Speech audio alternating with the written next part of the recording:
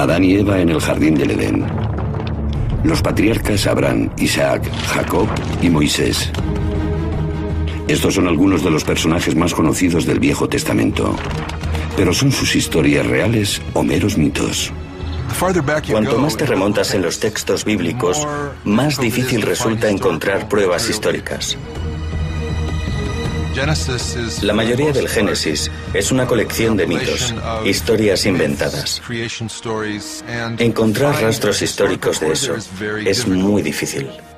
En este programa nos adentramos en la ciencia mientras los arqueólogos escudriñan la Biblia para separar ficción y realidad y averiguar si es cierto que Moisés fue de verdad el autor de la Biblia hebrea. Inmediatamente vi unas letras muy claras y diferenciadas. Este es el antepasado de la caligrafía hebrea. ¿Existen pruebas que sustenten el éxodo del pueblo elegido desde Egipto o fue un pequeño grupo de cananitas que simplemente decidió liberarse? Para saberlo, destaparemos artefactos antiguos que ayudan a fechar los acontecimientos bíblicos y veremos lo que los arqueólogos dicen que pudieron ser los muros que Josué derribó. Este incendio, por así decirlo, fue la madre de todos los incendios. Únase a los expertos en su búsqueda de las encrucijadas entre la ciencia y las escrituras para descubrir la Biblia en profundidad. Los secretos enterrados de la Biblia. Episodio 1.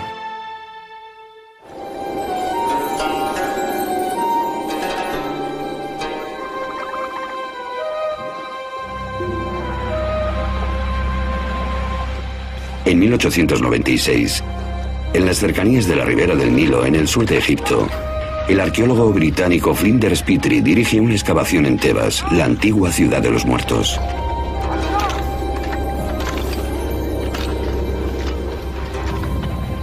Aquí realiza uno de los descubrimientos más importantes de la arqueología bíblica.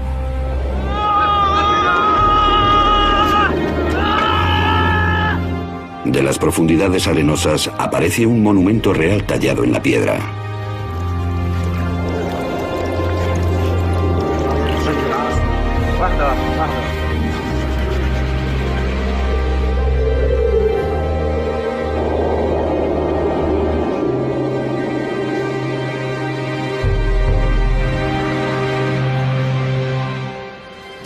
Es la llamada estela de Menepta, hecha en honor del faraón Menepta, hijo de Ramsés el Grande. Hoy se encuentra en el Museo del Cairo. Esta estela es lo que los egipcios de la antigüedad habrían llamado una estela de la victoria, porque en ella se conmemora la victoria sobre pueblos extranjeros. La mayoría de esta inscripción jeroglífica celebra el triunfo de Menepta sobre Libia, su enemigo occidental. Pero casi como si fuera una adenda, en el espacio de dos líneas se menciona la conquista de un pueblo al este de Egipto. El texto dice: Askelón ha sido hecho cautivo, Gezer ha sido hecho cautivo, Yanoam, en el norte del valle del Jordán, ha sido ocupado. Hemos despedazado Israel, su semilla ya no existe.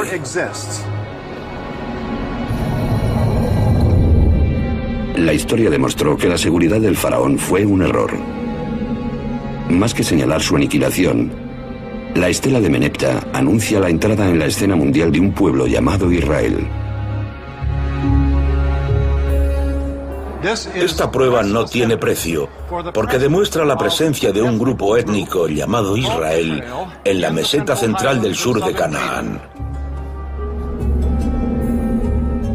La fiable cronología egipcia proporciona la fecha de 1208 a.C.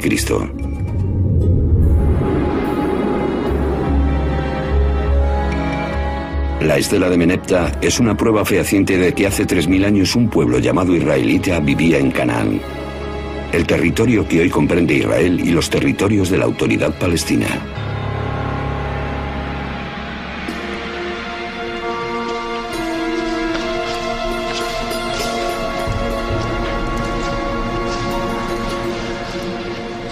Los antiguos israelitas son célebres por las historias conocidas que relatan su historia. Abraham e Isaac, Moisés y los 10 mandamientos, David y Goliat.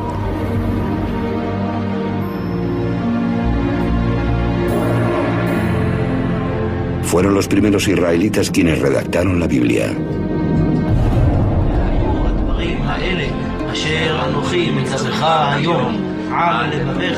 A través de los textos de la Biblia hebrea, las creencias de los antiguos israelitas sobrevivieron hasta convertirse en el judaísmo, una de las religiones más antiguas practicadas en la tierra. Y fueron los judíos quienes dieron al mundo un legado impresionante: la creencia en un solo Dios.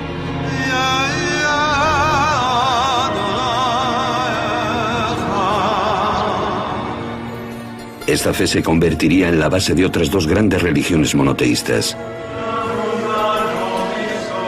el cristianismo y el islam.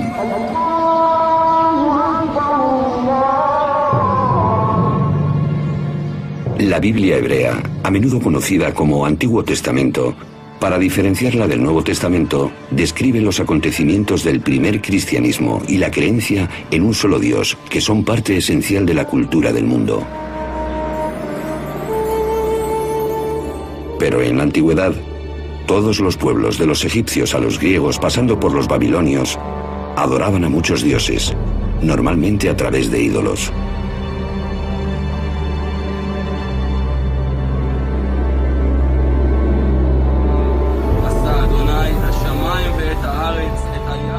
¿Cómo fue que los israelitas, de entre todos aquellos pueblos, descubrieron el concepto de un solo Dios?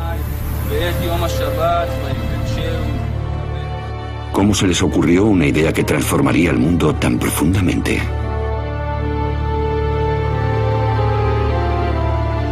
Ahora, los arqueólogos y los expertos bíblicos están alcanzando una nueva síntesis que promete revelar no solo nuevos descubrimientos históricos, sino también el significado profundo de lo que los autores de la Biblia querían comunicar. Comienzan cavando en la tierra y en la Biblia. No nos podemos permitir ignorar los textos bíblicos, sobre todo si podemos aislar un resquicio de verdad entre todos los cuentos y además tenemos las pruebas arqueológicas para ello. ¿Qué ocurre cuando ambos, texto y artefacto, apuntan en la misma dirección? Entonces estamos pisando terreno históricamente firme.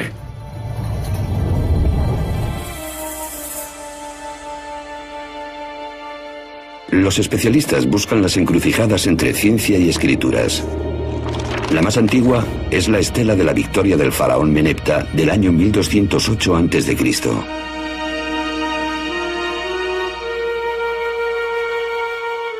Tanto la estela como la Biblia ubican a un pueblo llamado los israelitas en las elevaciones de Canaán, una superficie que engloba a los actuales Israel y territorios de la autoridad palestina. Es aquí, entre dos de los mayores imperios de la historia, donde comenzó la historia de Israel. La Biblia hebrea está llena de historias sobre los orígenes de Israel. La primera es la de Abraham, que emigra con su familia desde Mesopotamia para dirigirse a la tierra prometida, Canaán.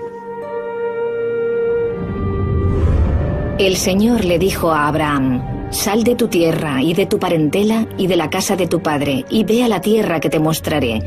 Yo haré de ti una gran nación, y bendeciré y engrandeceré tu nombre. Serás bendecido». Génesis 12, 1 y 2. Según la Biblia, esta promesa funda la alianza, un contrato sagrado entre Dios y Abraham. Para señalar la alianza, Abraham y los varones de su familia son circuncidados. Sus descendientes serán el pueblo elegido de Dios. Serán fértiles, se multiplicarán y habitarán toda la tierra que hay entre Egipto y Mesopotamia. A cambio, Abraham y su pueblo, que se convertirán en israelitas, deberán adorar a un solo Dios.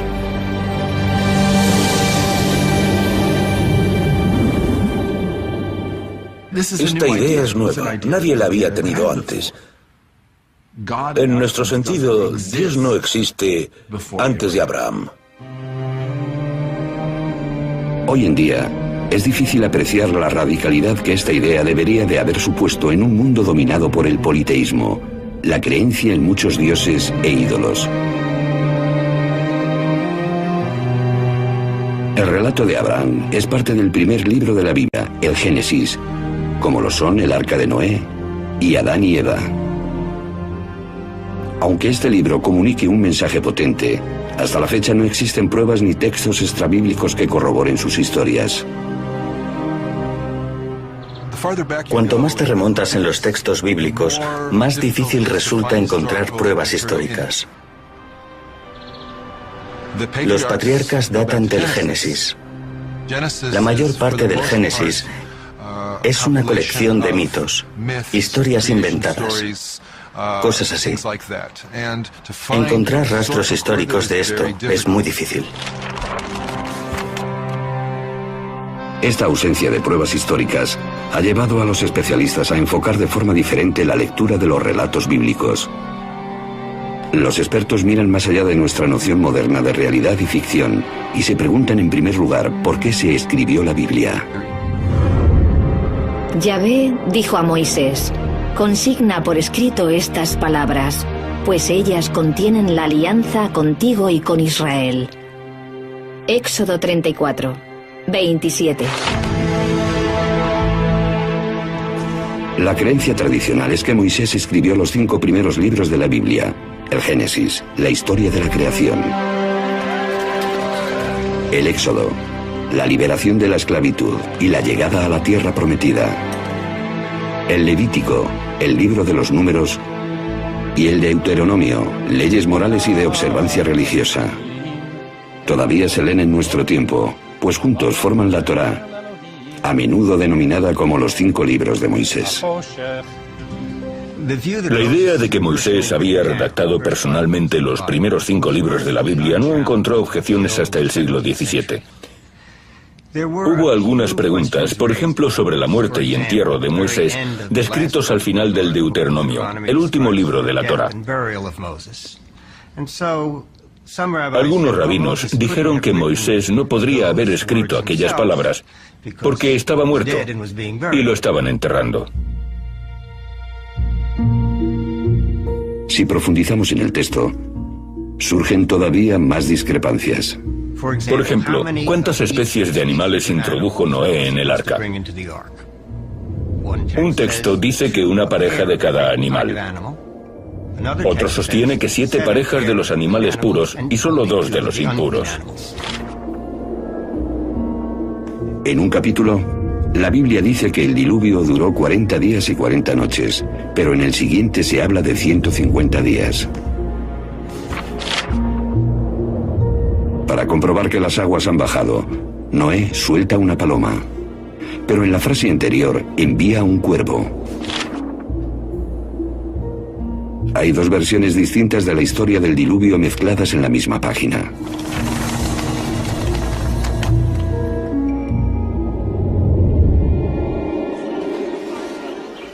Muchas discrepancias así se repiten a lo largo de las páginas de la Biblia, algo que sugiere que fue redactada por más de una persona. De hecho, en los 5 primeros libros de la Biblia, los especialistas han encontrado al menos 4 grupos diferentes de escribas a lo largo de cientos de años. Esta teoría se conoce como hipótesis documental. Una forma de contemplar la cuestión es como si la Biblia fuese una especie de antología compuesta en el transcurso de muchos siglos por personas diferentes que añadían cosas, eliminaban otras y así. Pero ¿cuándo comenzó el proceso de redacción de la Biblia?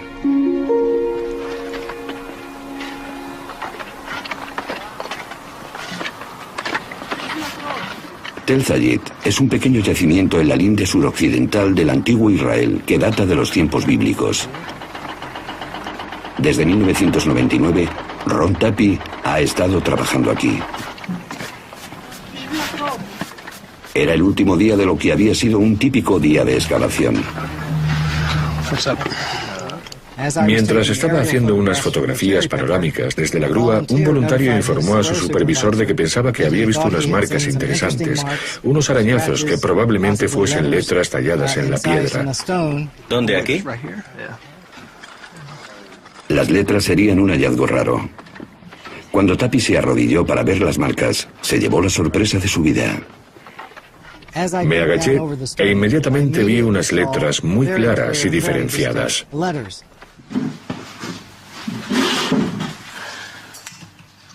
Tapi desenterró la roca y la llevó a su laboratorio en un kibutz cercano.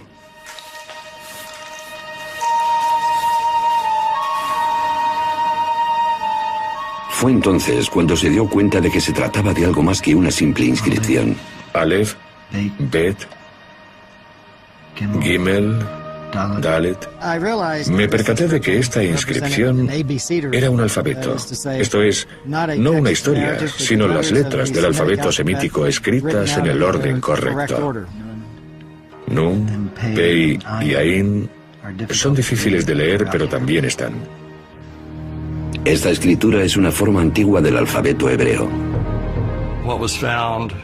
Lo que encontraron no eran 2 o 3 palabras talladas de forma casual, sino el alfabeto completo. Todo indica que es el antepasado de la caligrafía hebrea.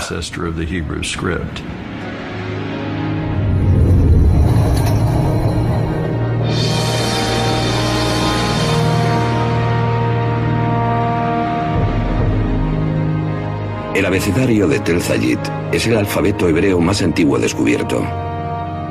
Se remonta al año 1000 a.C., lo cual abre la posibilidad de que la redacción de la Biblia hebrea hubiese comenzado ya en esos años.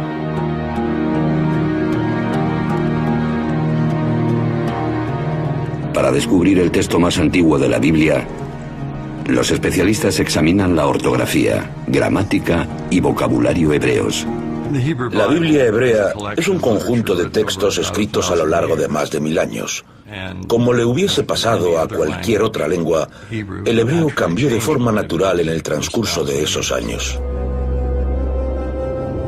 Los expertos estudian la Biblia en hebreo original en busca del idioma más arcaico y por tanto los pasajes más antiguos. Lo encuentran en el Éxodo, el segundo libro de la Biblia.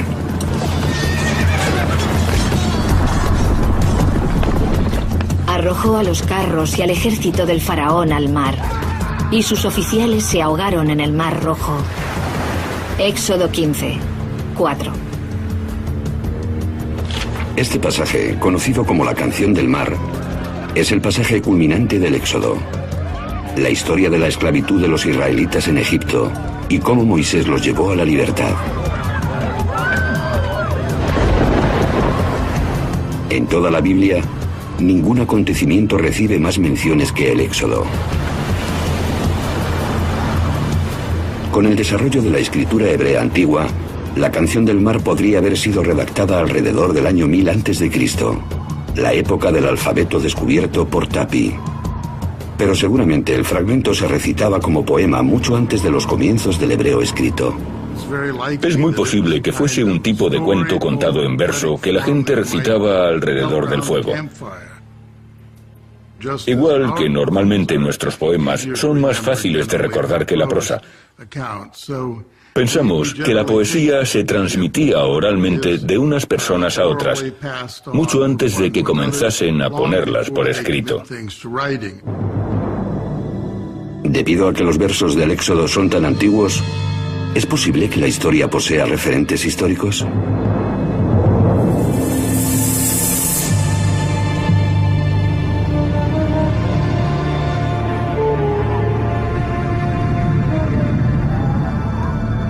Aquí, en la parte oriental del delta del Nilo, en Egipto, en un paisaje surrealista de monumentos caídos y piedras arrumbadas, los arqueólogos han descubierto una ciudad perdida.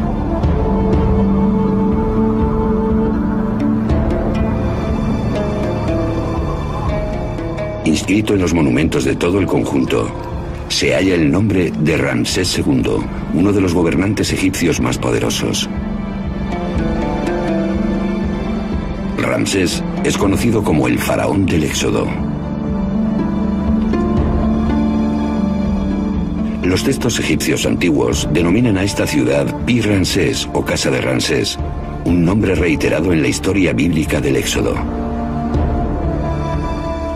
El único elemento específico mencionado en el Éxodo que podemos conectar con materiales no bíblicos son las ciudades que los hebreos tuvieron que construir y que se llaman Pitón y Ramsés.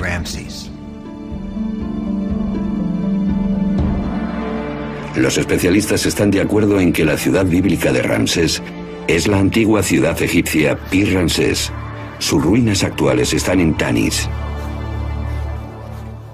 La mayoría de los egiptólogos han identificado Pi-Ramsés, la ciudad erigida por Ramsés, con Tanis, debido a la abundancia de monumentos dedicados a Ramsés. Esta concordancia entre la arqueología y la Biblia proporciona el marco temporal del Éxodo, que no podría haber sucedido antes de que Ramsés se convirtiese en rey alrededor del año 1275 a.C., y tampoco podría haber tenido lugar después de 1208 a.C., cuando la estela del faraón Menepta, el hijo de Ramsés, ubica a los israelitas en Canaán.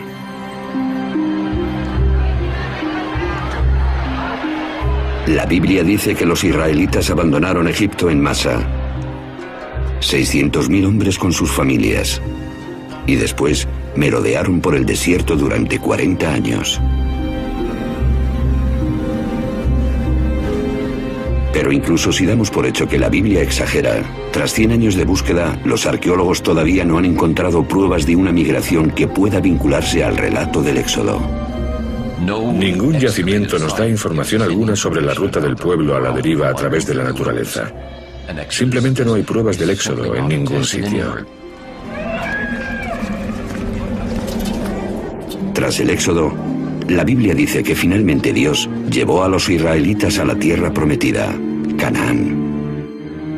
La arqueología y las fuentes extrabíblicas revelan que Canaán estaba formado por un conjunto de ciudades-estado bien fortificadas, cada una con su propio rey, que servían a Egipto y a su faraón.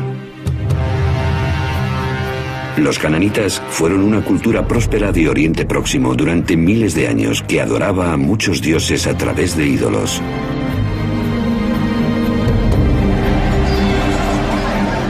La Biblia cuenta cómo un nuevo líder, Josué, introduce a los israelitas en Canaán en una brutal campaña militar. Entonces el pueblo lanzó un fuerte grito y sonaron las trompetas. Al oír su sonido, el pueblo prorrumpió en un griterío ensordecedor y el muro se desplomó. Josué 6, 20. En la década de 1930, el arqueólogo británico John Garstin excavó en Jericó, la primera ciudad cananita en la campaña de Josué. Garstin descubrió pruebas claras de destrucción y declaró que había encontrado las murallas derribadas por Josué.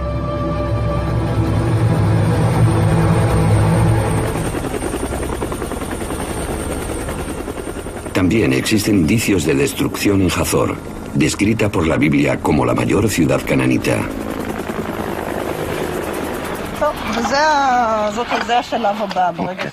Hoy, en Hazor, hay excavaciones dirigidas por Amnon Ben-Tor, uno de los principales arqueólogos israelíes, y su discípula y codirectora Sharon Zuckerman.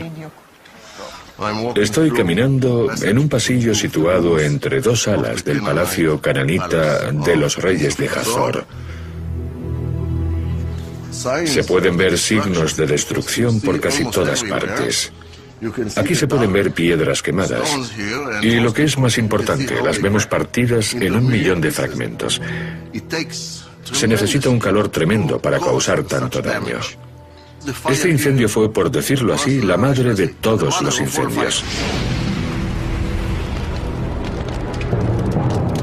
Entre las cenizas, Ben-Tor descubrió una estatua profanada. Seguramente el rey o el dios protector de Hazor. Las manos y la cabeza están cortadas, aparentemente por los conquistadores de la ciudad. El incendio marcó el final de la Hazor cananita. La primera pregunta es, ¿quién lo hizo? ¿Quién estaba por ahí en esos momentos? ¿Quién es el candidato? En primer lugar, los egipcios.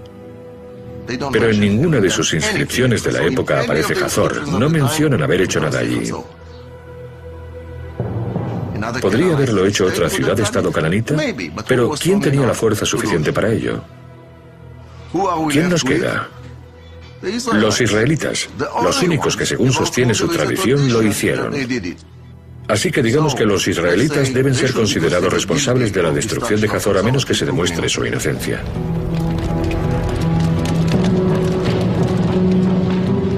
Hay otra ciudad-estado cananita que Josué y su ejército de israelitas reconocen haber destruido. Es Ai, y se ha descubierto en lo que ahora es territorio de la Autoridad Palestina en Cisjordania. Aquí, el arqueólogo Hani Nur el-Din y su equipo están encontrando las pruebas de una rica cultura cananita. Primero apareció un pueblo que se hizo ciudad y después construyeron un tipo de fortificación alrededor del asentamiento.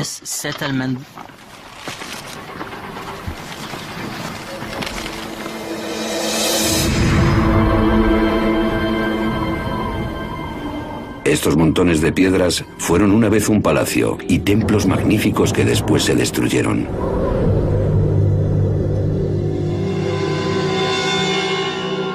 Pero cuando los arqueólogos fechan la destrucción, encuentran que esta ocurrió alrededor del año 2200 a.C. La de Jericó data de 1500 a.C. y la de Hazor alrededor de 1250 a.C. Está claro que estas ciudades-estado no fueron destruidas en la misma época. Hay una diferencia de casi 1000 años. De hecho, de los 31 lugares que según la Biblia Josué conquistó, solo unos cuantos muestran signos de guerra. En la mayoría de estos lugares no hay pruebas de conflicto armado. También descubrieron que la mayor parte de las grandes localidades cananitas que se supone fueron destruidas por los israelitas, o bien no lo fueron o lo hicieron otros. Una sola gran invasión militar liderada por Josué no puede explicar cómo los israelitas llegaron a Canaán.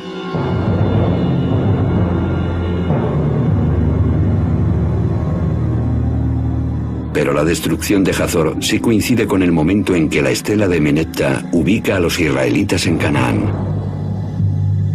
Así que, ¿quién destruyó Hazor? Amnon Ben-Tor todavía cree que los israelitas destruyeron la ciudad. Pero su codirectora, Sharon Zuckerman, no piensa lo mismo.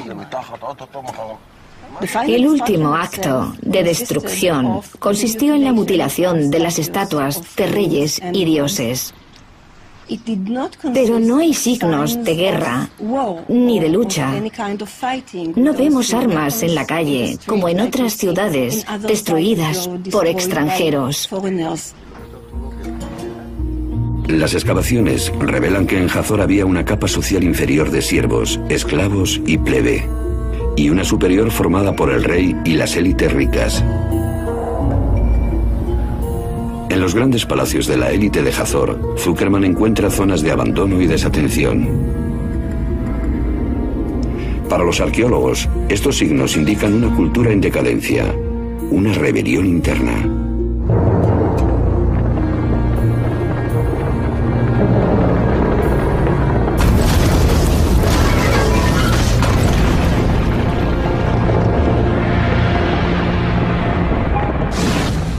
No descartaría la posibilidad de una revuelta interna de los cananitas de Hazor, un alzamiento contra las élites que gobernaban la ciudad.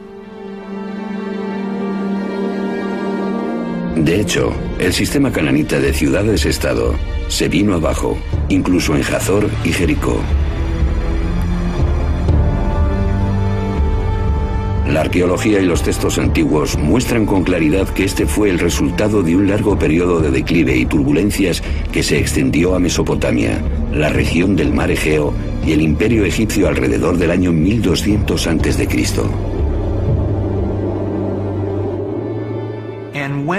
Y cuando las cosas se calmaron, pudimos ver lo que reemplazó este gran sistema de estados. Encontramos un número de pueblos nuevos que de repente llenan el vacío creado por la disolución del gran sistema de ciudades-estado.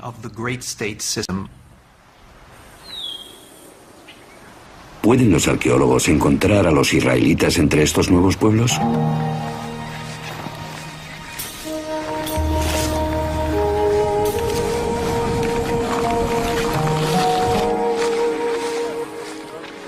En la década de 1970, los arqueólogos comenzaron a hacer estudios extensos en la zona elevada central de Canaán, que hoy se encuentra en el territorio de la Autoridad Palestina en Cisjordania.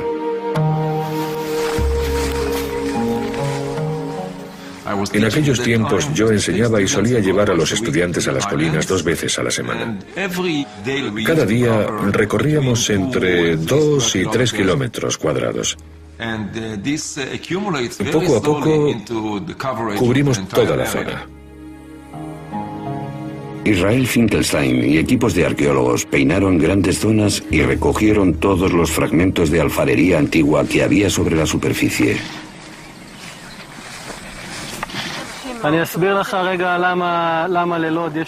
Durante 7 años recorrió 600 kilómetros cuadrados, clasificando las piezas de barro y marcando sobre un mapa los lugares donde las encontraron. Al principio, los puntos del mapa no me decían nada, pero después, poco a poco, comencé a vislumbrar un tipo de fenómeno, regularidades.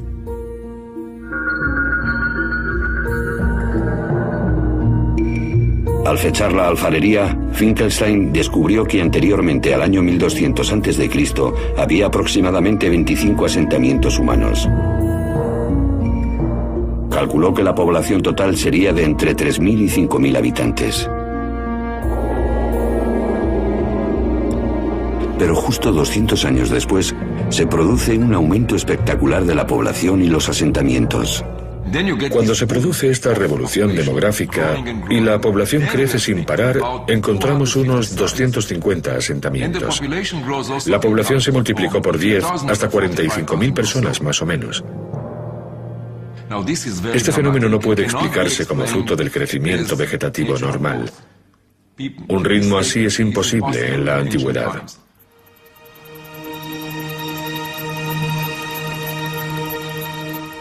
Si no fue el crecimiento natural, tal vez estamos ante olas de pueblos dispersos que se asentaron en la zona tras la caída del sistema de ciudades-estado.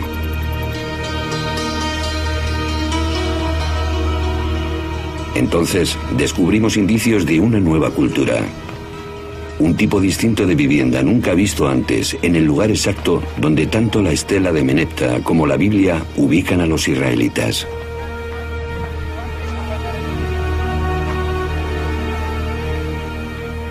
Los lugares donde aparece esta clase de casa coinciden con las zonas donde los israelitas vivían.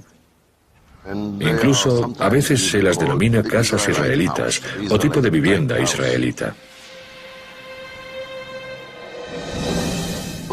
Parece que la gente que vivía en estas aldeas se organizaba en un tipo de sociedad más o menos igualitaria, porque no hay grandes construcciones arquitectónicas. Si te fijas en los hallazgos, son relativamente pobres. La alfarería es más bien mundana. No quiero ofender a los primeros pobladores o a los israelitas de la antigüedad, pero aquí hay muy poco arte. Curiosamente, esta alfarería rudimentaria encontrada en los nuevos pueblos israelitas es muy parecida a la de uso diario hallada en las ciudades cananitas anteriores como Hazor.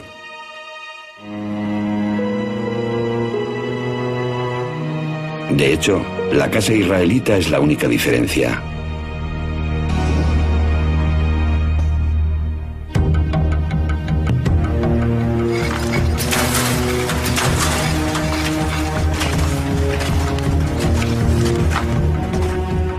Estas grandes semejanzas han llevado a los principales arqueólogos a una asombrosa nueva conclusión sobre los orígenes de los israelitas antiguos.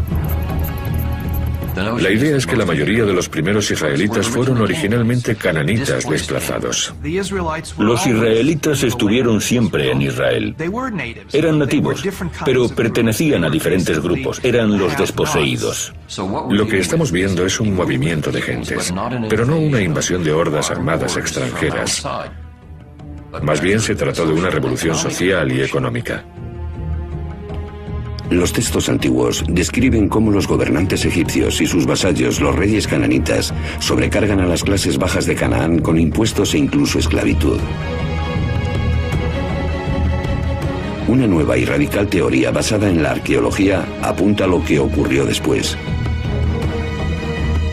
A medida que este sistema social opresivo decae, las familias y las tribus de siervos, esclavos y miembros de la plebe cananita aprovechan la oportunidad. Buscando una vida mejor, abandonan las viejas ciudades-estado y se dirigen a las colinas.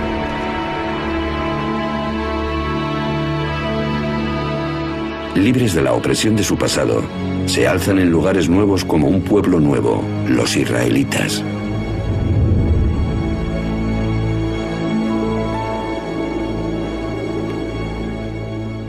En los textos figura una historia de los israelitas como un pueblo llegado de fuera que cercó las ciudades cananitas, las destruyó y después se convirtió en una nación en la tierra de Canaán. Sin embargo, la arqueología nos cuenta una historia contraria. Según la arqueología, el nacimiento de Israel es una consecuencia y no la causa del hundimiento de la sociedad cananita. La arqueología revela que los israelitas fueron originariamente cananitas.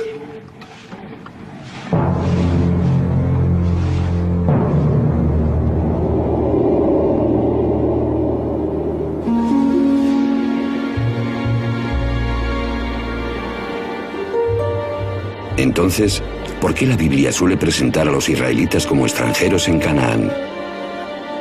El trayecto de Abraham desde Mesopotamia, la salida de Egipto y la llegada a la tierra prometida de los esclavos liderados por Moisés.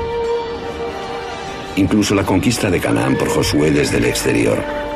La respuesta se puede hallar en su deseo de forjarse una identidad nueva y diferenciada. Como nos cuentan los psicólogos, la identidad se crea hablando de lo que uno no es, refiriéndose a los demás. A fin de averiguar quién soy, primero tengo que saber quién no soy.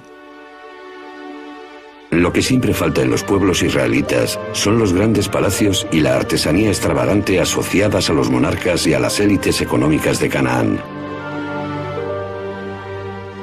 A los israelitas no les gustaba el sistema cananita y se definían por oposición a él.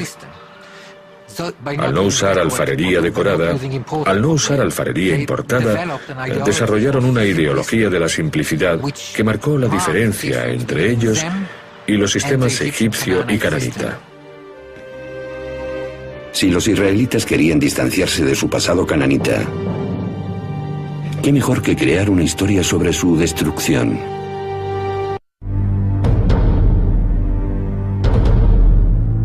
Pero las historias de Abraham, el Éxodo y la conquista tienen otro propósito.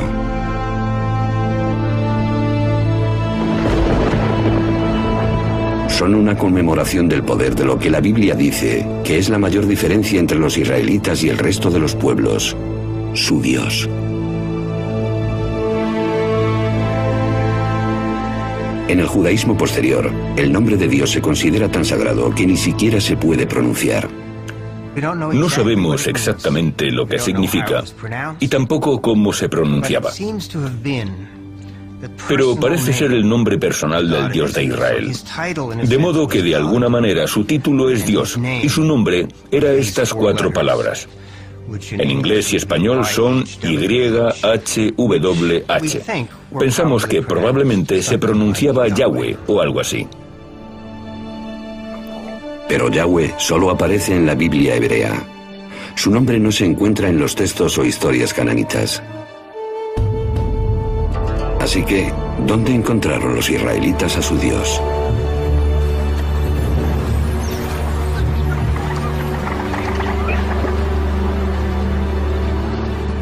La búsqueda de los orígenes de Yahweh lleva a los especialistas de vuelta al antiguo Egipto.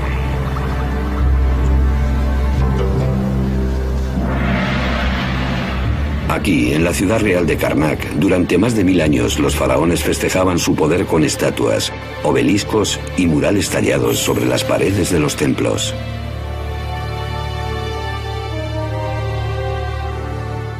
Aquí, en el muro septentrional de Karnak, encontramos unas escenas que narran las victorias y batallas de Seti I, el padre de Ramsés el Grande. Aquí Seti conmemora una de sus grandes victorias sobre los Shasu.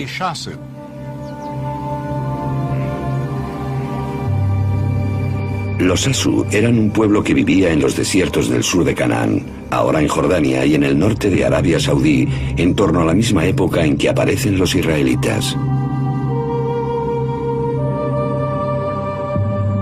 Los textos egipcios dicen que uno de los lugares donde los Shasu vivían se llamaba YHW, probablemente pronunciado Yahu, seguramente el nombre de su dios protector. Ese nombre, Yahu, es extrañamente parecido a Yahweh, el nombre del dios israelita.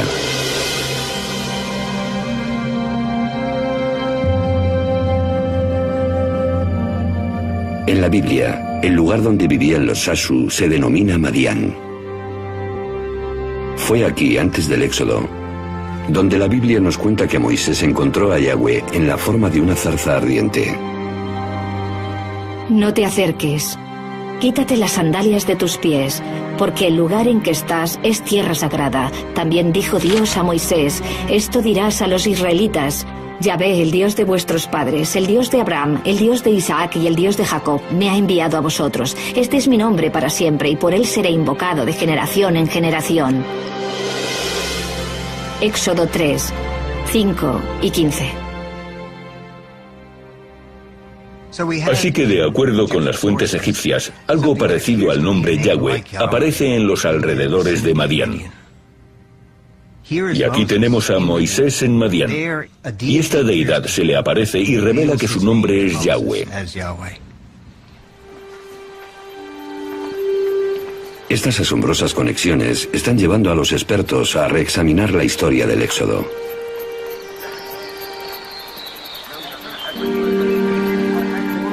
Aunque no hay pruebas de una migración masiva, algunos creen que un pequeño grupo sí que escapó de Egipto. Sin embargo, no eran israelitas, sino más bien esclavos cananitas. En su viaje de vuelta a Canaán, pasaron por Madián, donde las historias de Yahu, el dios de los Shasu, les inspiraron. Probablemente hubo un grupo que huyó de Egipto y tuvo algún tipo de experiencia divina. Seguramente fue un grupo muy pequeño demográficamente, pero fue importante, al menos desde el punto de vista de las ideas.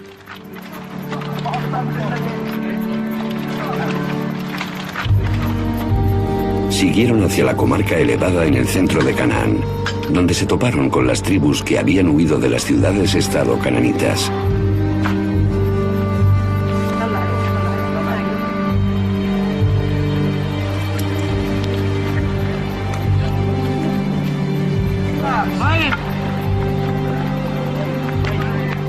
Su mensaje de redención resuena bien en esta sociedad igualitaria que comenzó a surgir. Los esclavos liberados atribuyen su libertad al Dios que conocieron en Madián y que ahora denominan Yahvé. Propagaron la idea de un Dios que representaba la libertad, la liberación de la gente que se quedaba con el fruto de su trabajo. Este era el mensaje tan poderoso que unió a esta gente y les dio una nueva identidad. La identidad de los israelitas. Una combinación de cananitas desposeídos, esclavos huidos de Egipto e incluso nómadas que se hacen sedentarios. La Biblia los denomina una variada multitud. De acuerdo con la Biblia hebrea, el primer Israel fue un batiburrillo, como sabemos hoy.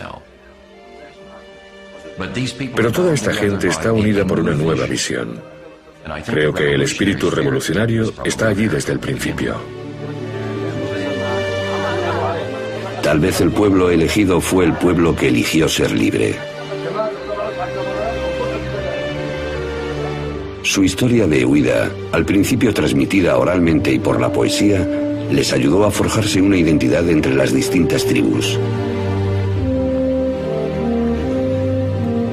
Después, cuando la escribieron, se convertiría en el tema central de la Biblia, el Éxodo y el cumplimiento divino. Un Dios que cumple y que procede de Madián, exactamente donde la Biblia indica que fue adoptado por los israelitas y que representa su tránsito de la esclavitud a la libertad.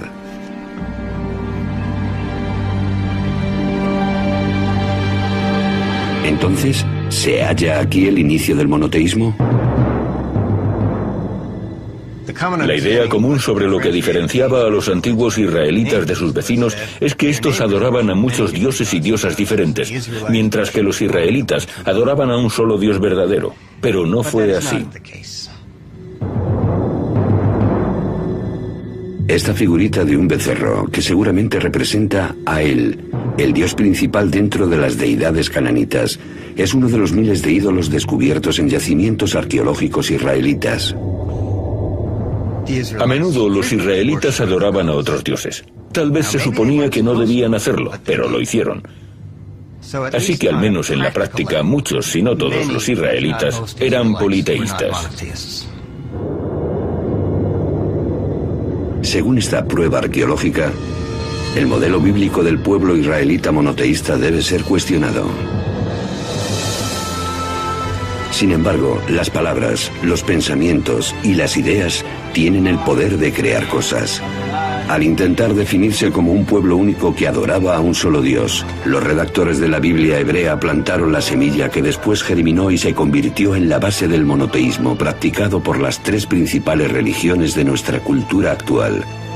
Fueran escritas por Moisés o por escribas, las historias del Antiguo Testamento están grabadas en los corazones de millones de personas que han encontrado en las palabras de la Biblia su fe y su consuelo.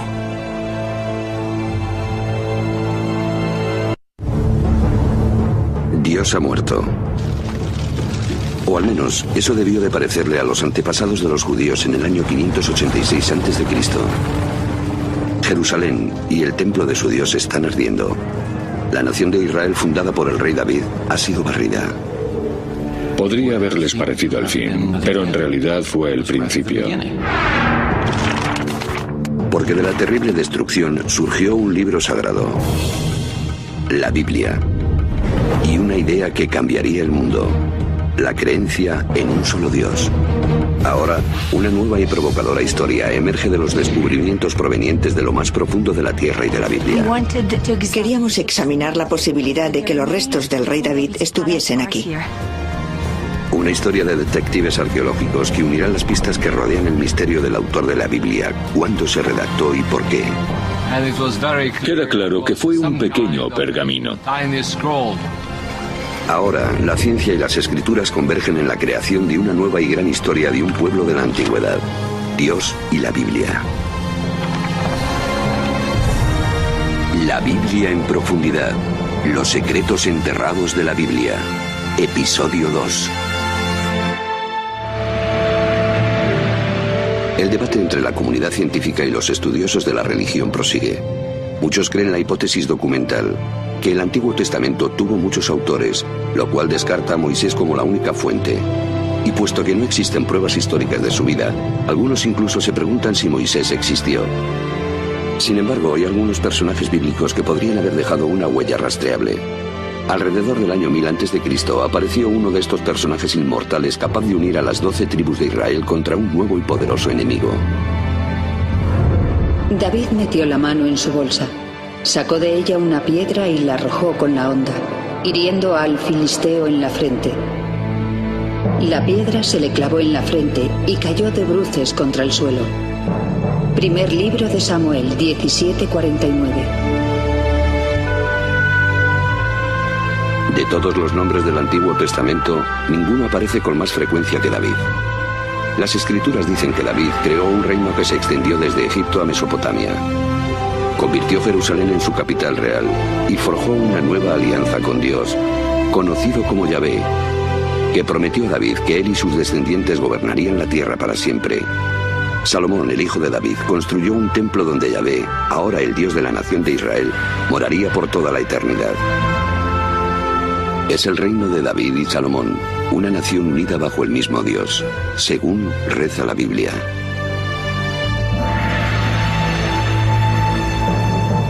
Hoy en día algunos escépticos arguyen que no hubo nada parecido a una monarquía unificada. Sostienen que es una invención bíblica posterior, especialmente de los especialistas modernos. Es decir, que David no existió. Como un revisionista bíblico afirma, David no fue más real que el rey Arturo. Pero entonces, en 1993, un sorprendente descubrimiento arrojó nueva luz sobre quien la Biblia llama el más grande rey de Israel. Gila Cook estaba terminando un trabajo de campo con un ayudante en Tel Dan, una excavación bíblica en el norte del actual Israel.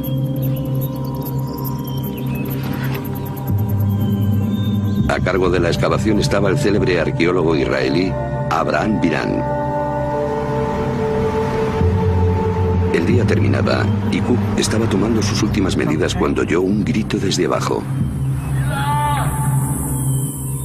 Era Biran con su potente voz gritando, «Gila, vámonos». Y yo le hice un gesto con la mano y seguí trabajando. Tras una segunda llamada de Biran, Cook le dijo a su ayudante que la bajase y comenzó a descender la colina. Llego allí, tiro el bolso y la pizarra y preparo mis cosas. Pero algo le llamó la atención. Una piedra con lo que parecía arañazos. Aunque en realidad se trataba de una inscripción antigua. Esta vez fue ella quien llamó a Biran a gritos. La miró, después me miró a mí y dijo, «Dios mío». Cook había encontrado un fragmento de una estela de la Victoria escrita en arameo, una lengua antigua muy similar al hebreo. Hecha por orden del rey de Damasco o de uno de sus generales, la piedra conmemora la conquista de Israel. Maté a poderosos monarcas al mando de miles de carros y jinetes. Maté al rey de la casa de David.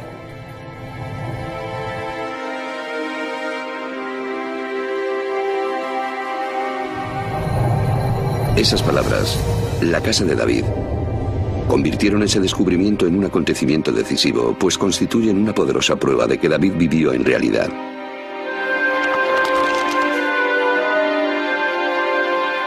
Al contrario que el Génesis, las historias de los reyes de Israel se alejan de la narrativa bíblica legendaria y se adentran en la historia.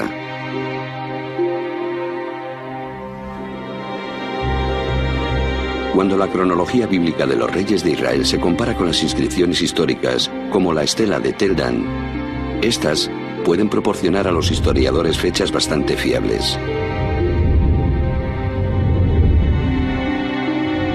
El rey David es la primera figura bíblica cuya existencia ha sido confirmada por la arqueología. La mayoría de los expertos coinciden en que vivió en torno al año 1000 a.C., el siglo X antes de la era cristiana. ¿Será que algunas partes de la Biblia se escribieron durante su reinado? El primer alfabeto hebreo descubierto por Ron Tapi, tallado en una piedra en Tel Zayid, nos ofrece una pista atrayente. La piedra se talló con este alfabeto y después se usó para levantar un muro. La estructura fue destruida por un incendio a finales del siglo X a.C. El hallazgo es incluso más importante porque Tel Zayid es un remanso situado en las lindes del reino de David. Si había un escriba que pudiese escribir este alfabeto en un lugar tan lejano, en los parajes de la linde occidental más remota del reino, si había un escriba que fuese capaz de hacer algo así, eso significa que en la capital del reino hubo otros y mucho más refinados. ¿Pudieron estos escribas vivir en la corte del rey David y de su hijo Salomón? ¿Pudieron ser los primeros redactores de la Biblia?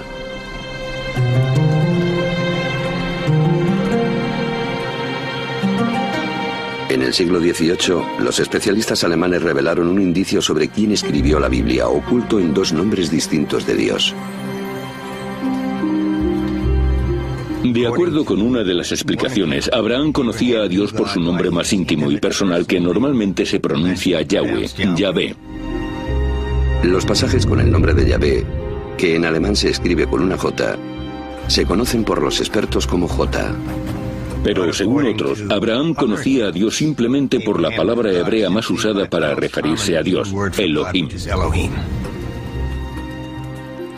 Así, los 2 redactores se denominaron E por Elohim y J por Yahvé, probablemente basándose en poemas y canciones transmitidos de generación en generación.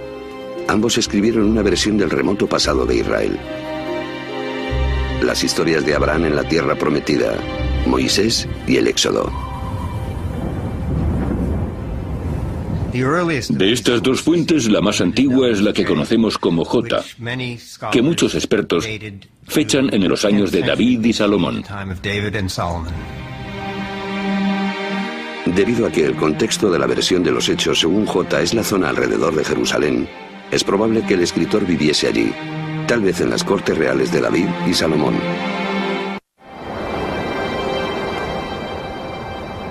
Durante más de 100 años, los arqueólogos han estado buscando pruebas del reino de David en Jerusalén.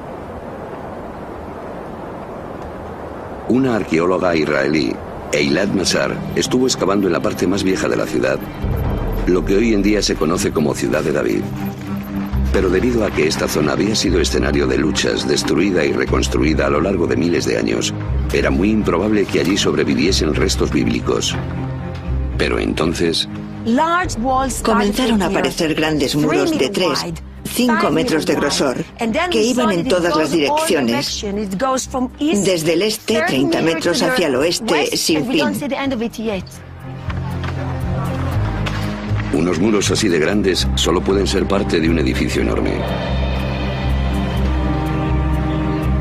Mazar cree que las excavaciones que ha realizado hasta la fecha constituyen solamente el 20% del tamaño total de la construcción.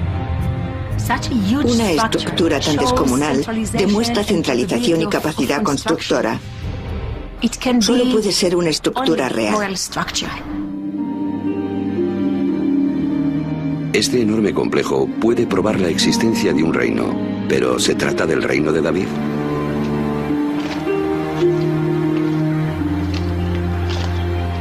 Para que estos muros fuesen los del Palacio de David, deberían remontarse a sus años de vida, alrededor del año 1000 a.C.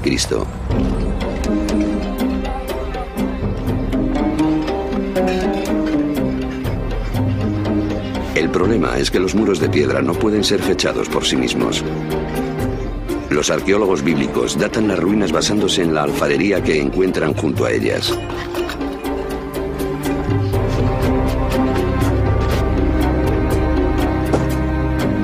La datación según la alfarería descansa en 2 ideas. La primera es que los estilos evolucionaron de forma uniforme a lo largo del tiempo. La segunda, que cuanto más profundas estén las muestras, más antiguas son. Si el estilo A proviene del estrato más profundo, entonces es anterior al estilo B, que se encuentra en un estrato superior.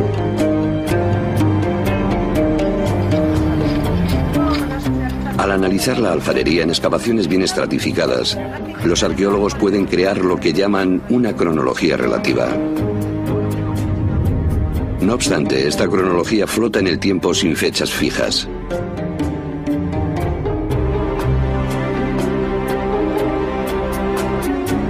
Para fijarla, William Foxwell Albright, considerado el padre de la arqueología, usa acontecimientos tanto de la Biblia como de los textos egipcios y mesopotámicos para asignar fechas a los distintos estilos de alfarería.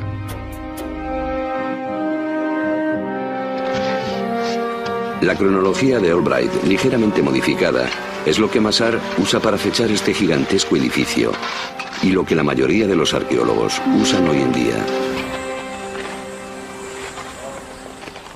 ¿Ha descubierto Mazar el Palacio de David? Las pruebas se acumulan. El edificio es enorme y está ubicado en un lugar prominente de la parte más antigua de Jerusalén. Y según la cronología de Albright, Los objetos de barro se remontan al siglo X a.C., los años del rey David.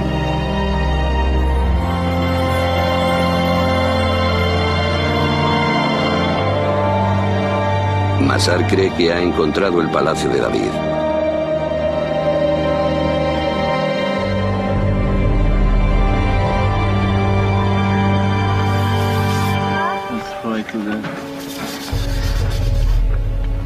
Pero tanto las pruebas como la existencia del mismo reino descansan en la datación de unos fragmentos de alfarería.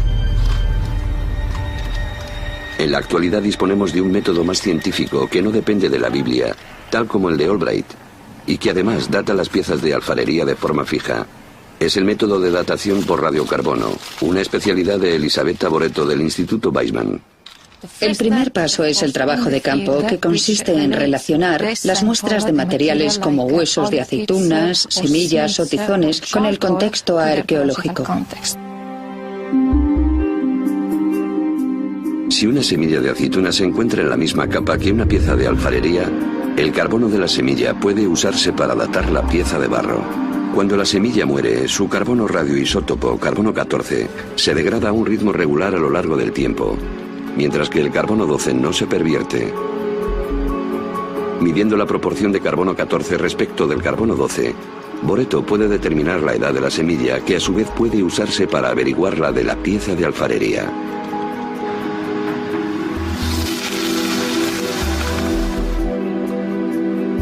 Sus muestras de carbono permiten fechar la pieza Albright, que la mayoría de los arqueólogos asocian a los tiempos de David y Salomón, unos 75 años más tarde.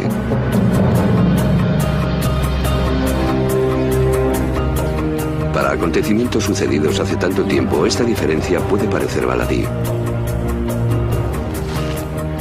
Pero si Boretto tiene razón, el palacio de David de Masar y el alfabeto hebreo antiguo de Tapi tienen que ser datados de nuevo, lo cual los coloca en la época de los reyes menores Omri, Ahab o Acab, y su esposa, la odiada Jezabel, todos ellos adoradores del dios cananita Baal. Otros equipos han recogido muestras de carbono siguiendo el mismo método y con la misma meticulosidad. Según sus resultados, el palacio de Masar y el alfabeto de Tapi se pueden fechar en el siglo X a.C., los tiempos de David y Salomón. ¿Cómo podemos explicar esta diferencia? El problema es que estas dataciones por el método carbono 14 tienen un error de más o menos 30 años, que es aproximadamente la diferencia entre los dos resultados. Las piezas de alfarería y el método del carbono no pueden por ellos mismos dilucidar si el reino de David y Salomón fue tan grande y próspero como lo describe la Biblia.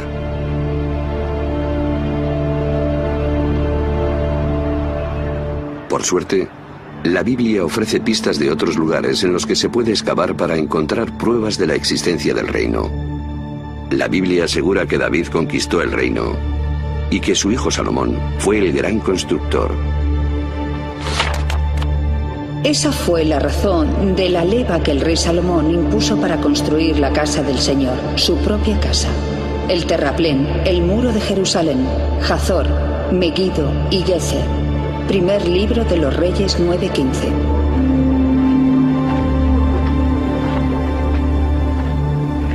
Aquí en Hazor, Amnon Ben-Tor, director de las excavaciones, cree que esto puede probar la campaña de construcciones llevada a cabo por Salomón. Los arqueólogos lo llaman una puerta de 6 cámaras, es decir, una gigantesca entrada fortificada con torres y garitas. El predecesor de Ben-Tor, Yigal Yadin, fue el primero en desenterrar este conjunto. Resultó ser una puerta con 6 cámaras. E inmediatamente Yadin recordó una puerta muy parecida excavada en Gezer. Después, un equipo de la Universidad de Chicago descubrió esta puerta aquí en Megiddo.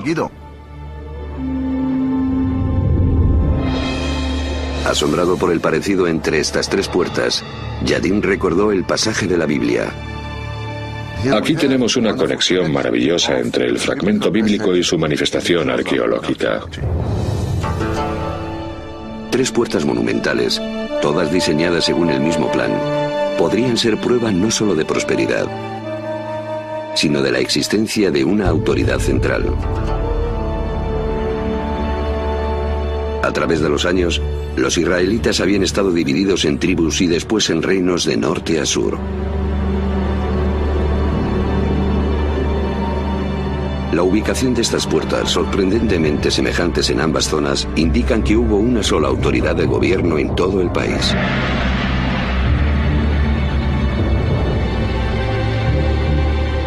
Pero, ¿cómo podemos estar seguros de que este fue el reino de David y Salomón? La respuesta se encuentra en Egipto. La escena de decapitación que vemos en este muro conmemora una campaña militar comandada por el faraón Sisac, o Sesonk, el fundador de la 22ª dinastía de Egipto. En el 5º año del reinado de Roboam, Sisac, rey de Egipto, se alzó contra Jerusalén y se apoderó de los tesoros de la casa de Yahvé y de la casa del rey. Se apoderó de todo, incluso de los escudos de oro que había hecho Salomón. Primer libro de los Reyes, 14, 25 y 26. La importancia de esta correspondencia, la de estas fechas, momentos específicos de la historia del antiguo Egipto, que coinciden con la historia bíblica, es sorprendente y tenemos que tomarla en cuenta. Esta sorprendente coincidencia entre la historia bíblica y la del antiguo Egipto proporciona una fecha fiable de la muerte de Salomón. Según la rigurosa cronología egipcia, la campaña de Sisac se remonta al año 925 a.C. Y la Biblia dice que Salomón murió 5 años antes, es decir, en 930 a.C. Esto es una prueba más de que David y Salomón vivieron en el siglo X a.C.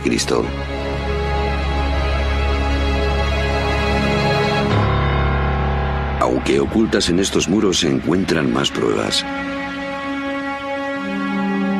Estos óvalos que representan a cautivos y murallas de ciudades son los lugares conquistados en Israel por el faraón Sisac. Uno de ellos es Gezer, donde los arqueólogos encontraron el sello de las construcciones salomónicas, una puerta de 6 cámaras. Bill Dever dirigió estas excavaciones a finales de la década de 1960.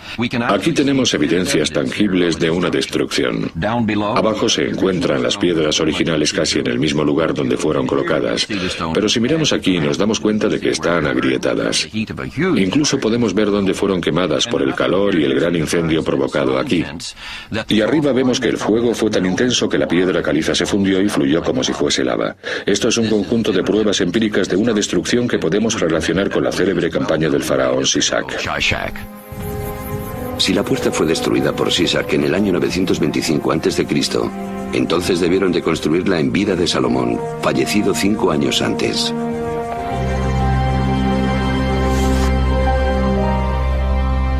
Aunque una minoría de arqueólogos sigue estando en desacuerdo, esta coherencia entre la Biblia, la cronología egipcia y las puertas de Salomón constituyen una prueba poderosa de que en tiempos de David y Salomón hubo un gran reino que se extendió por todo Israel, norte y sur, y cuya capital fue Jerusalén.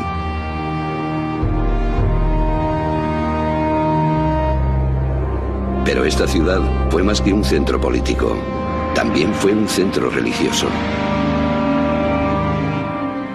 La magia de Jerusalén es la magia del templo. Un templo para el único Dios.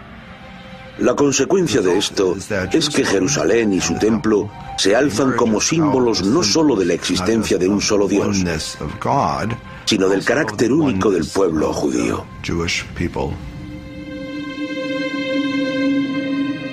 La religiosidad de los antiguos israelitas se asemeja poco al judaísmo actual. En aquellos tiempos todo giraba en torno al templo, construido por Salomón, hijo de David, y considerado la joya terrenal de Yahvé. Para entender cómo adoraban a su Dios los israelitas de la antigüedad, los expertos deben averiguar cómo era el templo y cómo funcionaba. Pero aunque los arqueólogos saben dónde deben estar los restos, es imposible excavar allí. porque es la sede del tercer lugar más santo del Islam, la cúpula de la roca y la mezquita de Al-Aqsa. Ni una sola piedra del templo de Salomón ha sido desenterrada, aunque la Biblia ofrece una descripción muy detallada del edificio.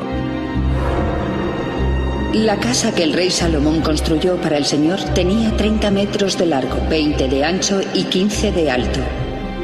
En el santuario interior hizo 2 querubines.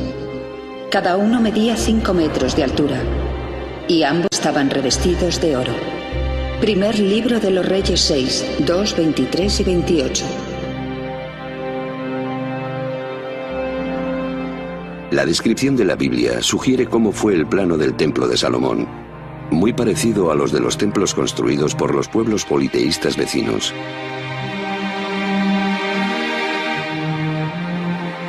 El más similar es uno situado a cientos de kilómetros al norte de Jerusalén, Ain Dara, en la actualidad Siria. Ambos poseen dimensiones parecidas y la misma planta. Los dos templos están custodiados por esfinges y querubines, como los llama la Biblia. La peculiaridad del templo de Ain Dara son las enormes huellas del dios que lo habitaba, las cuales marcan sus pasos hacia el trono que se halla en el santuario interior.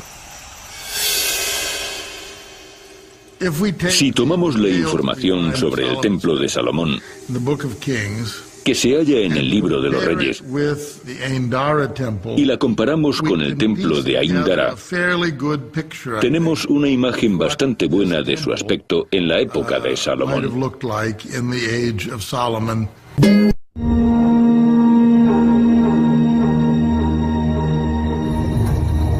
Ahora es posible reconstruir con algo de seguridad el templo de Salomón y cómo los israelitas adoraban a su Dios.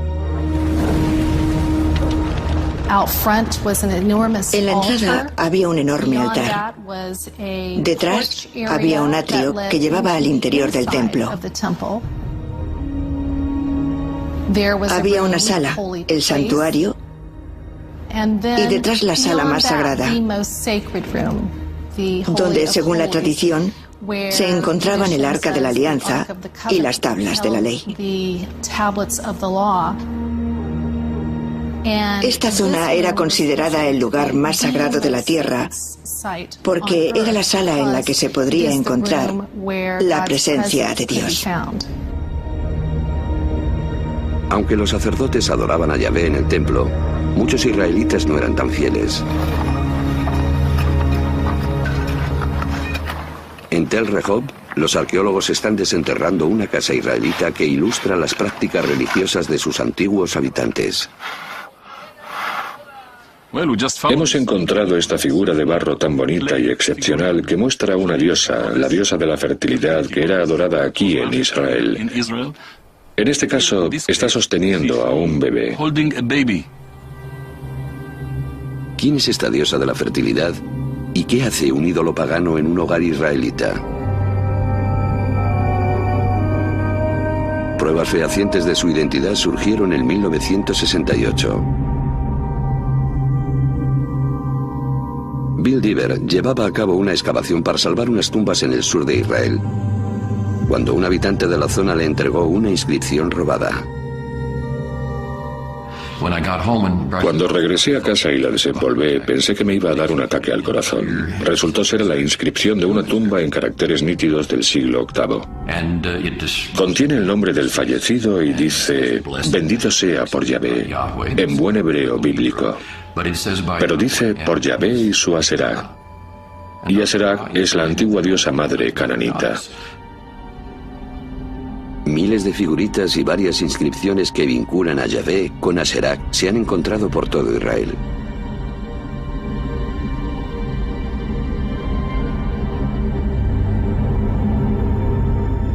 Muchos expertos creen que este es el rostro de Aserá.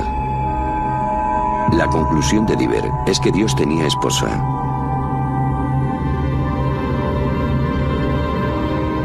Cientos de años después de que los israelitas se sacudieran sus raíces paganas cananitas, el monoteísmo todavía no se había consolidado completamente. Cuanto más los llamaba, más se alejaban de mí, y ofrecían sacrificio a los Baales y quemaban incienso a los ídolos. Libro de Oseas 11:2. Los israelitas habían suscrito un contrato con Dios. Si lo mantenían, serían recompensados. Si lo rompían, Él los castigaría usando como instrumento a las potencias extranjeras. Los acontecimientos parecieron dar la razón a las ominosas predicciones de los profetas. Poco después de la muerte de Salomón, las 10 tribus del norte se rebelaron y formaron el reino septentrional de Israel. Entonces, un nuevo enemigo irrumpió en Mesopotamia para crear el mayor imperio conocido en Oriente Próximo, el asirio.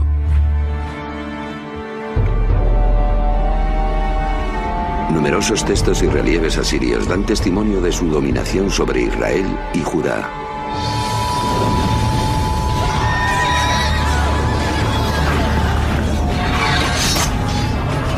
En el año 772 a.C., el ejército asirio acabó con el reino septentrional.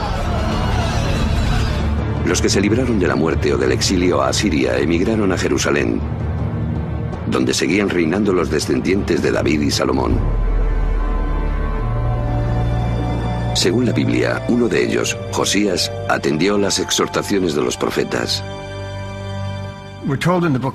En el libro de los Reyes se cuenta que el rey Josías reinó a finales del siglo VII a.C. Le dijeron que en los archivos del templo habían encontrado un pergamino. Se lo entregaron y mientras lo desenrollaba para leerlo, el rey se puso a llorar porque se percató de que era un texto sagrado que contenía algunos mandatos divinos que el pueblo de Israel había roto.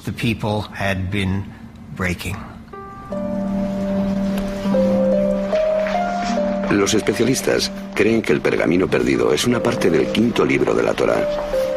El Deuteronomio, un extenso y detallado código de leyes y prácticas. Este texto inspiró a otro grupo de escribas en el siglo VII a.C., los denominados escritores D.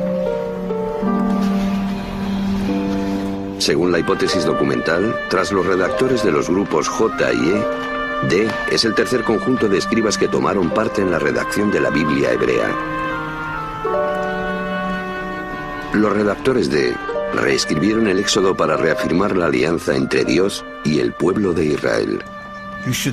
Debéis amar al Señor porque Él os ama. Os ha amado más que a cualquier otra nación. Así que el amor divino a Israel requiere una correspondiente lealtad a Dios. La lealtad exclusiva a Dios. Y el Deuteronomio es la parte de la Biblia donde más se insiste en que solo se puede adorar al Dios de Israel.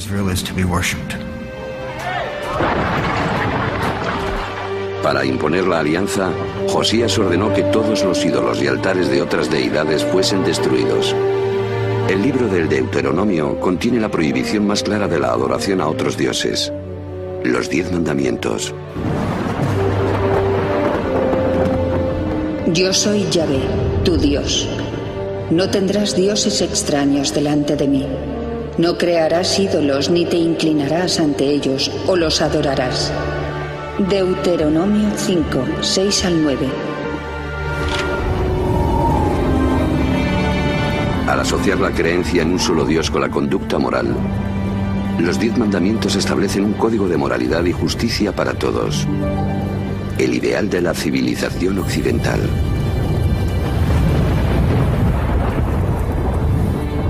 A pesar de las reformas de Josías, los antiguos israelitas siguieron adorando a otros dioses. La aceptación de un dios y el triunfo del monoteísmo comenzó con una serie de sucesos de los que la Biblia, la arqueología y los textos antiguos dan fe de forma nítida.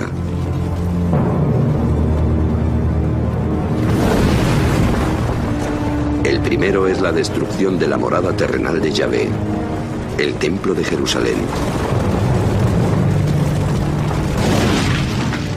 En el año 586 a.C., el nuevo imperio mesopotámico, tras derrotar a los asirios, invade Israel. Los babilonios saquean el templo e incendian la ciudad sagrada. Ante sus ojos, los victoriosos babilonios matan a los hijos de Zedequías, el último rey de la casa de David, y dejan ciego al monarca. alianza, la promesa hecha por Yahvé a su pueblo elegido y a David de que su dinastía gobernaría Jerusalén por toda la eternidad, se ha roto. Tras 400 años, Israel es barrido.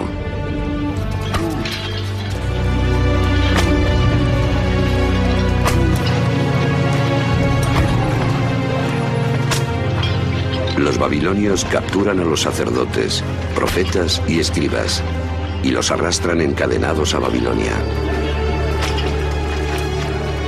Los documentos babilonios confirman la presencia de israelitas exiliados, incluido su rey.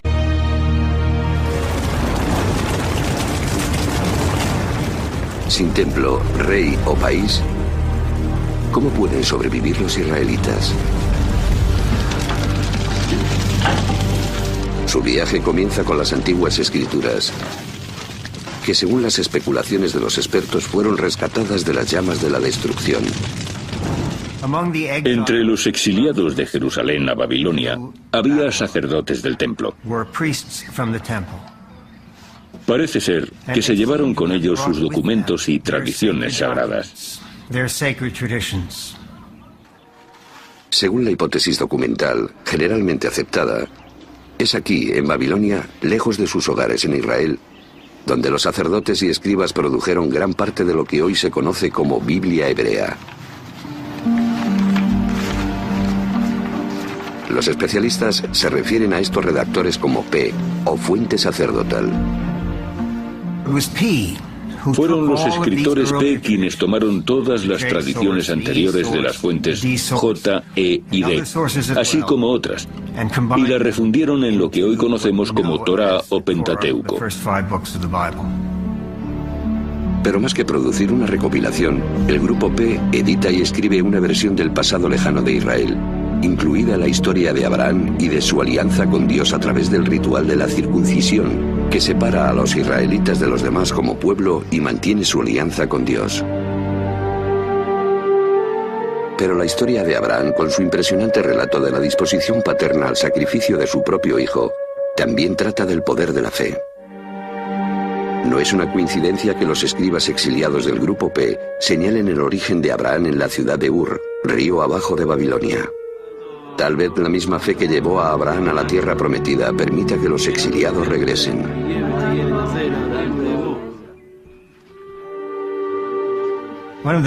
Uno de los temas recurrentes de la Torá es el exilio y el regreso. Abraham baja y sale de Egipto. Los israelitas también.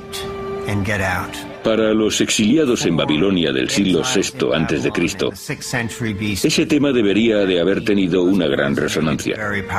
Dios, que en el pasado había actuado en su favor, seguramente lo haría de nuevo. Pero los israelitas tienen otro problema. ¿Cómo pueden redimirse a los ojos de Yahvé en el extranjero, sin templo ni sacrificios rituales?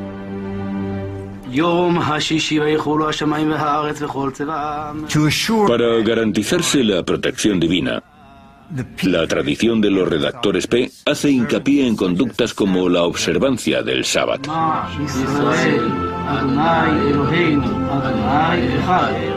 Es durante este periodo de exilio cuando los israelitas se dieron cuenta de que incluso lejos de su país, sin templo, sin sacerdotes y sin reyes, todavía podían adorar a Dios, ser fieles a Él y seguir sus mandamientos.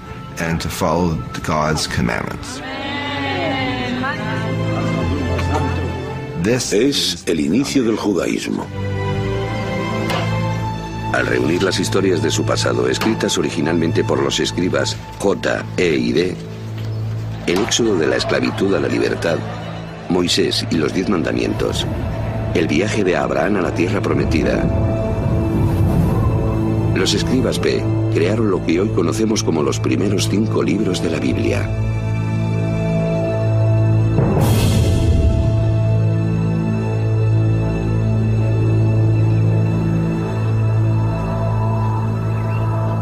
Aunque esta teoría es generalmente aceptada, las pruebas empíricas de textos bíblicos del exilio o de tiempos anteriores son difíciles de encontrar. Los textos bíblicos de esta época más célebres son los manuscritos del Mar Muerto, descubiertos por accidente en 1947. Estos pergaminos contienen fragmentos de los 39 libros de la Biblia hebrea.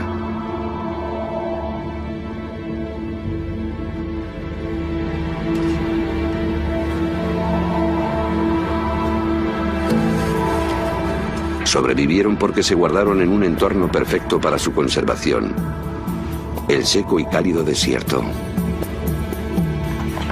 Los arqueólogos sospechan que hubo al menos cientos de manuscritos en Israel, pero debido a que fueron redactados sobre papiro o piel de animal, se descompusieron hace mucho tiempo.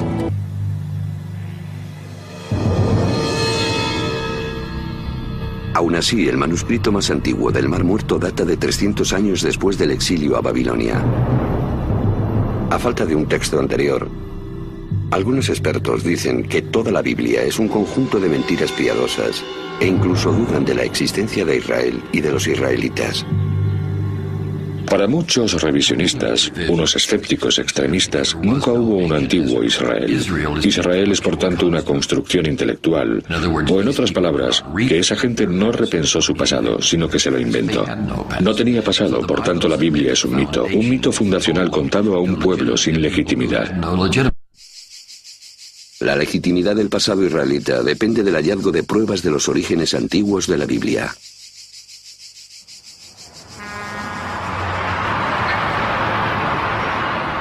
Lo que sería el descubrimiento de una vida comienza fuera de los muros de Jerusalén, en un viejo cementerio.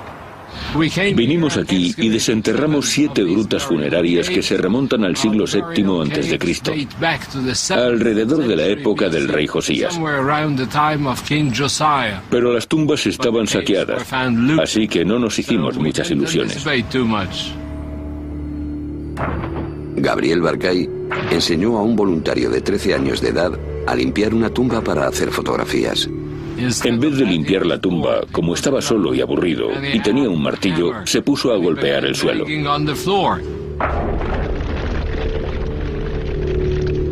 Pero el terreno resultó ser un techo caído bajo el cual se encontraban algunos artefactos que los saqueadores no habían localizado.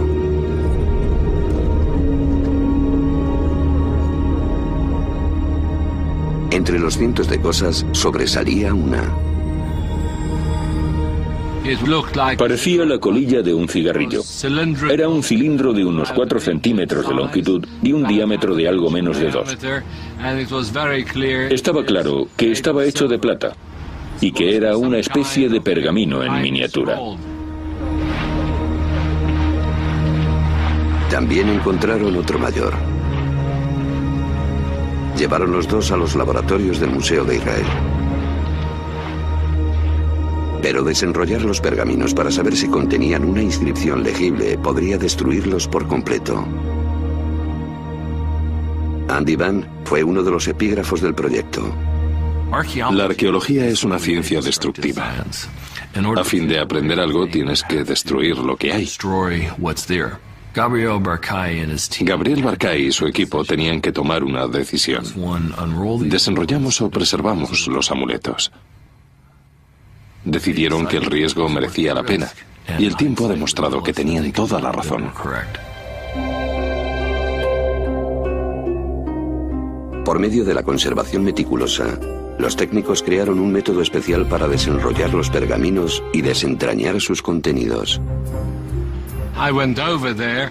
Fui para allá y me quedé impresionado al ver todo aquello lleno de caracteres escritos con tanta suavidad y delicadeza.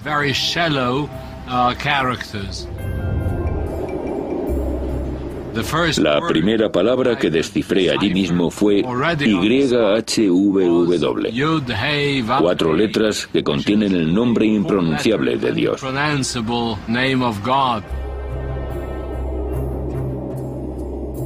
Investigaciones posteriores descifraron más texto y una plegaria sorprendentemente familiar que todavía se pronuncia en las sinagogas e iglesias hoy en día. Que el Señor te bendiga y te proteja. Que el Señor haga brillar su rostro sobre ti y te muestre su gracia. Que el Señor te descubra su rostro y te conceda la paz. Libro de los Números 6, 24 al 26.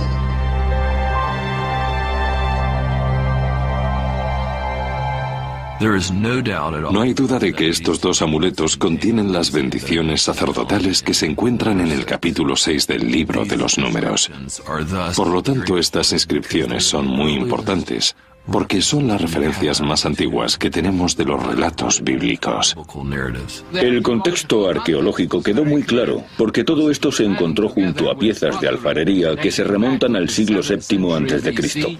También la paleografía, es decir, el tipo de caligrafía, indica sin duda algún momento del siglo VII a.C.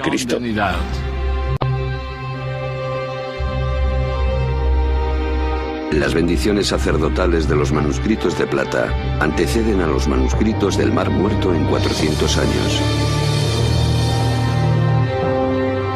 Es un hallazgo impresionante, puesto que al menos algunos versos de la Biblia se redactaron en la antigüedad durante los reinados de los descendientes de David. Al proporcionarnos un texto anterior al exilio en Babilonia, los manuscritos de plata confirman que la Biblia hebrea se creó a partir de poesía, plegarias y tradiciones orales que se remontan a los tiempos del redactor de Josías, y probablemente incluso más allá de los escribas E y J.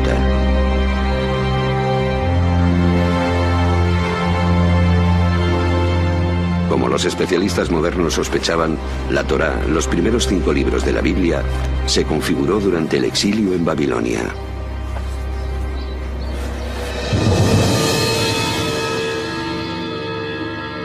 Pero acomplejados por los grandes templos y esculturas gigantes de los dioses babilónicos, los israelitas debían enfrentarse a una cuestión fundamental. ¿Por qué su Dios, Yahvé, los abandonó? De aquí surge la idea de que el politeísmo fue nuestra perdición y que después de todo solo hay un Dios. Los israelitas abandonaron la locura del politeísmo. Así triunfó el monoteísmo, tal y como prueban las evidencias arqueológicas. Antes de la destrucción del primer templo, y sea donde sea que excavemos en Judea, encontramos santuarios y con frecuencia también cientos e incluso miles de figuritas. También en Jerusalén. Pero no los hay tras la destrucción del templo. Hablamos de miles de ellas antes de la destrucción y absolutamente ninguna después. En esos momentos el monoteísmo estaba bien consolidado, firmemente consolidado. Así que algo importante ocurrió, pero es difícil rastrearlo. Fue la experiencia dolorosa del exilio. Fue a través de la experiencia de exilio y de la redacción de la Biblia que el concepto de Dios, tal y como lo conocemos hoy, nació.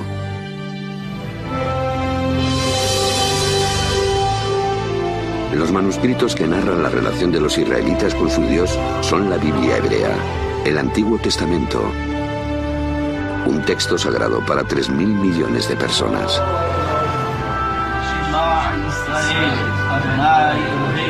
A través de sus textos, un culto antiguo se convierte en una religión moderna, y la deidad israelita Yahvé se transforma en el Dios de las 3 grandes religiones monoteístas.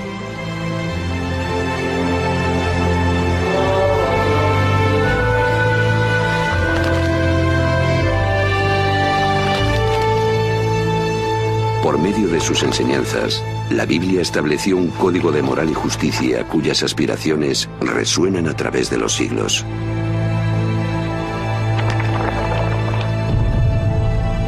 Más que una cuestión de realidad y ficción, en la intersección de ciencia y escrituras se halla una historia que comenzó hace más de 3.000 años y que pervive hoy en día.